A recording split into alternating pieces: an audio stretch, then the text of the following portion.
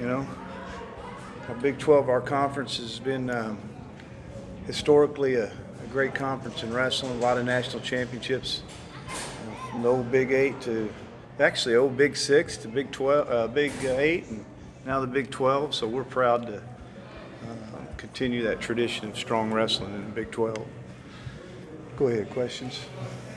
You kind of stayed out of the light today, out of the spotlight today. Was that by design? Not really. I just it's a tough day.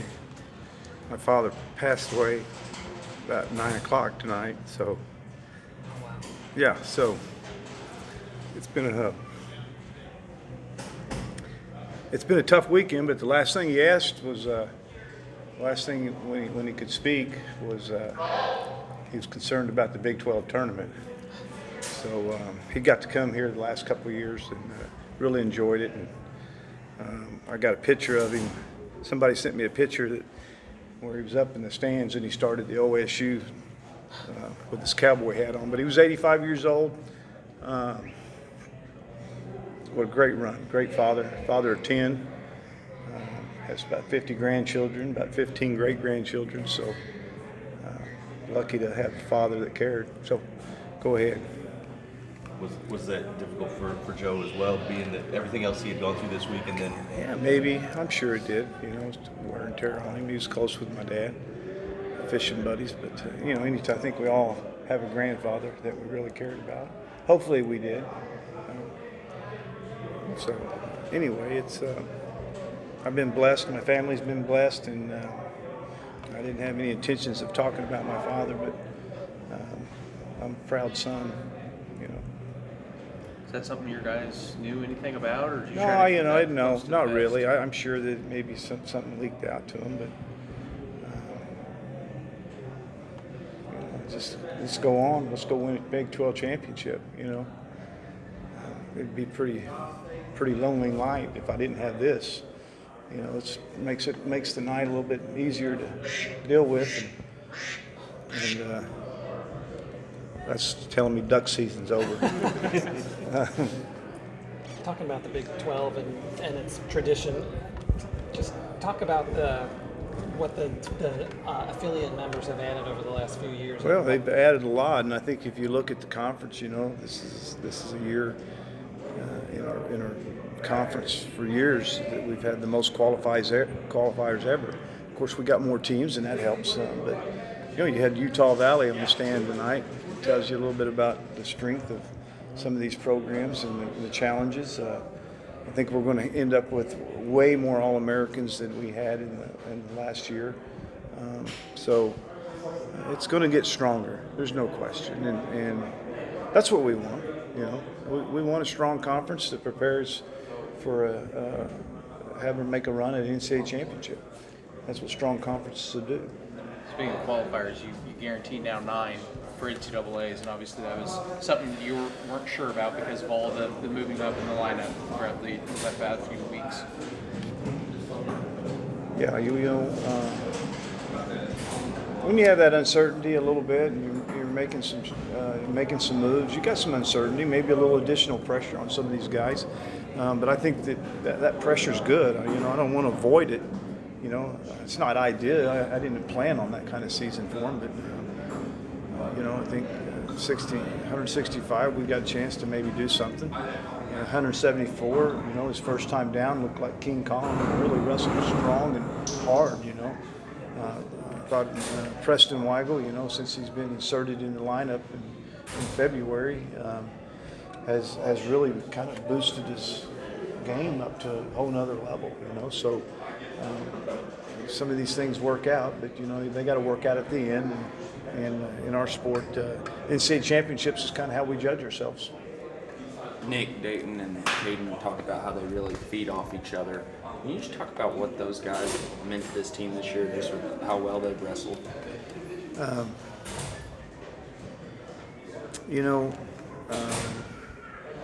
Those guys want to win bad.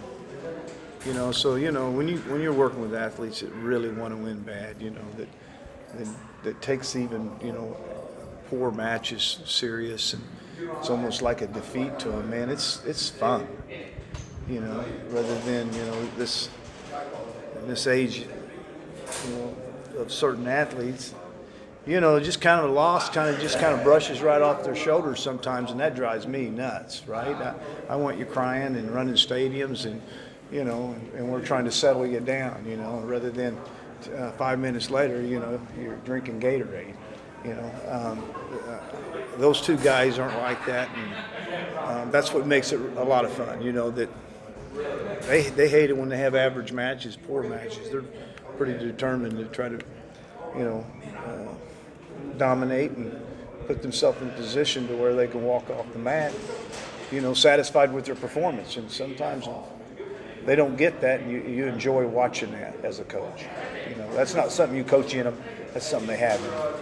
Scott mentioned to me that Preston didn't give up a single point this weekend. Considering you thought when he got injured that it could be a career ender, how impressive has he been since his return? Yeah, December after the Bedlam match. I mean, it was one day after Bedlam. You know, we thought it was done. We're done. You know, we started making adjustments pretty quickly, moved people around. You know, just I think maybe you know, when when you know that maybe you've lost something, you know, it gives you maybe just a new look at really and how much you value what you're doing. You know, so maybe Preston thought at one time, you know, it was over, I'm done. And somewhere in there, he just realized, you know, I'm not ready to be done. And I think he willed himself to health. I think his injury was serious enough that it could have took 3 months for healing. And I think mentally, he willed himself to heal. You know, I believe that. I believe if you want something bad enough, you can heal yourself. You know.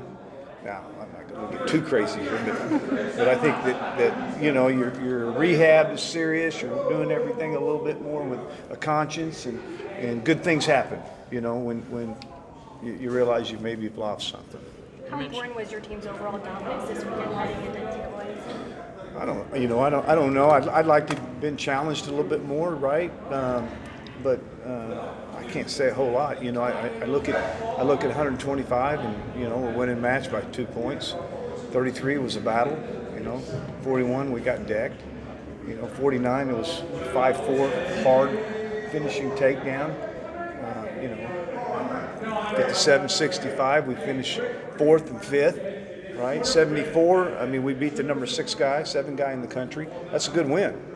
You know, 84 did fine, 3rd, and 97, number 6 guy, I believe, in the country. You know, a solid win, and again, the heavyweight, another performance. You know that might land him the number 1 seed next week. You mentioned earlier in the year that you wanted Derek to wrestle more offensively. Is that the kind of performance you're looking for? Yeah, you know, I think, you know, when he gets tested a little bit and things get really hard, that's when I really want to see the offense. You know, and not so much the have to score points, but more so, you know, the intent of scoring points when they're in tough matches, because that leads to maybe the takedown you need to win. You mentioned a couple weeks ago that Derek hasn't, though, performed at that next level at the NCAAs. How do you think a tournament like this can carry over momentum for him? Well, I mean, you know, I don't think you better grow up real quick, and he is, you know, and recognize, you know, you don't need to go place at the tournament once, because you don't get another shot. You know, this is your opportunity, and your whole life is led up to this time. You know, your experiences. He's a transfer from another school. Left the school in bad shape, came to I don't know if he left in bad shape, but somehow we got him. You know, struggled a little bit in his first year. You know, and here he finds himself, you know, in a wonderful spot because of his work. You know, so let's take advantage of those experiences that led you to a place where you just have not given up. You've got great will of trying to be the best, and you have since we've got you anyway. Here at Oklahoma State. Is there any difference in the practices leading up to nationals? You know, there's no magic to it. I mean, we're in good shape, and we're in peaking form, and you know, you can make some adjustments from this week because some of those guys got 4 matches in, and I think some of them felt their weight in day 2 a little bit. So yeah, there's some adjustments. You can get better. You should get better after a tournament like that. That's good.